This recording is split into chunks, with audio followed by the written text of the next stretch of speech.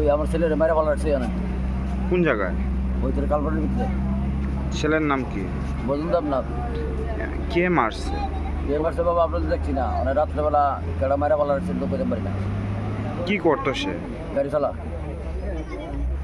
বাড়ি কোন জায়গায়? গাড়ি শাক মার লোকনাথ মন্দির লোকে আপনি এই জিনিসটা জানেন কিভাবে যে মাইরা ফেলাইছে?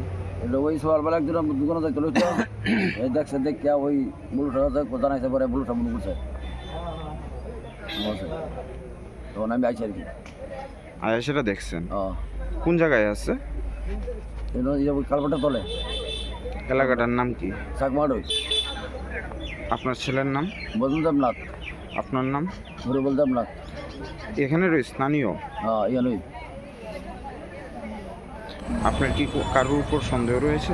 আর ফোন তো বাবা আমি কারো ধরতাম আমি তো নিজে সব দেখছি না আর এত কোনো কারণ সত্য তো নাই সত্য তুমি করছো না কারণ দিনের বেলা 9:30 সময় দিয়েছে এরপরে আর খুঁজতে হয়েছে না কি হইতে পারে?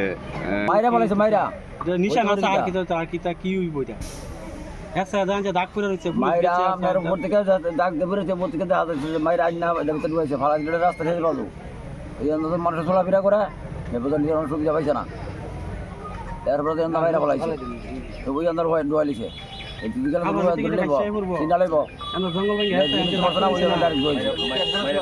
আপনার ছেলে হয় না? পুলিশ আইছে? অ্যাকচুয়ালি বড় রাস্তার পাশে ছোট একটা নালা টাইপ আছে, ওখানে একটা বডি পাওয়া গেছে যার নাম ভজন দেবনাথ, বাড়ি চাকমাঘাট, লোকনাথ আশ্রম মন্দিরের কাছে। তো এখন বডি আপাতত ফার্স্ট অবজারভেশন যেটা দেখা যাচ্ছে সেটা হচ্ছে বডির মুখের থেকে ওর ফেনা বেরিয়ে আছে এবং তার প্রিভিয়াস হিস্ট্রি সে আগে ড্রাগ এডিক্টেড ছিল, পাশাপাশি ছিচকে চুরো ছিল, এমন রেকর্ড আছে। তো এখনও কিছু বোঝা যাচ্ছে না, আমরা এফএসএল টিম কল করেছি, পরে যেটা দেখা যায় সেটা কি হয় সেটা তদন্ত সাপেক্ষ।